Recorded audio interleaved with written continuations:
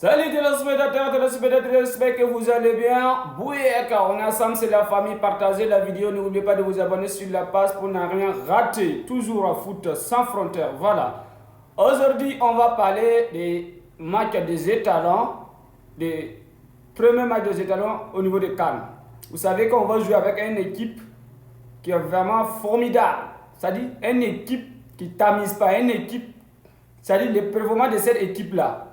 C'est imaginable. Vous savez que Guinée équatoriale, ce n'est pas une petite équipe. Ce n'est pas une petite nation de football. Vous savez ça. Donc, on va faire un classement terre à terre. Vous allez voir, avec ce classement, si on peut s'en sortir. Est-ce que si Brahma arrive à sortir avec ce classement, les étalons peuvent taper 3 ou bien 4 comme cela. Donc, je fais mon classement. Ça va donner son point de vue au niveau des commentaires. Vous savez qu'au niveau des gardiens de but, on a 3 gardiens. On a Hervé Kofi, on a aussi Farida Ouedraogo, on a aussi Kylian Nkema. Voilà. Selon vous, entre Hervé Kofi et Kylian Nkema et Farida Ouedraogo, qui sera le titulaire avec le Guinée équatoriale? Voilà. Après ça, on va parler de défense. Au niveau de défense, moi je pense que le défense titulaire, je pense qu'on va utiliser les défenses centrales, Jean Edmond Tarsoba, on va utiliser aussi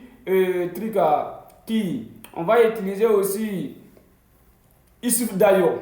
Voilà, vous voyez non? Donc maintenant, les latéraux, on va utiliser aussi latéral gauche, on va utiliser Arsène Kouassi qui est là. Et latéral droite, on va utiliser aussi Steve Yao parce que vous savez déjà que le premier match, on n'aura pas Issa Kaboré. Donc, c'est ce que je pense au niveau de défense, au niveau de milieu. Voilà, on va parler milieu défensif. Je pense que Semporé peut confirmer là-bas. Voilà, au niveau de milieu offensif maintenant, je pense à Blati Touré, je pense aussi à Gustavo Sangari. Qu'est-ce que vous en pensez à ce milieu? Est-ce qu'on peut s'en sortir avec ce milieu? Rendez-vous dans les commentaires.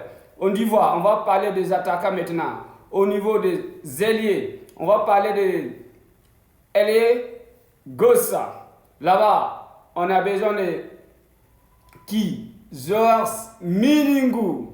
Je pense qu'avec Georges Miningou, on peut s'en sortir là-bas. Au niveau de ailier droite, on va utiliser Dango Ouattara, voilà. Et au niveau de l'attaque de pointe, on a aussi Père Landry Kaboré, on a aussi Ousseini Bouda, on a aussi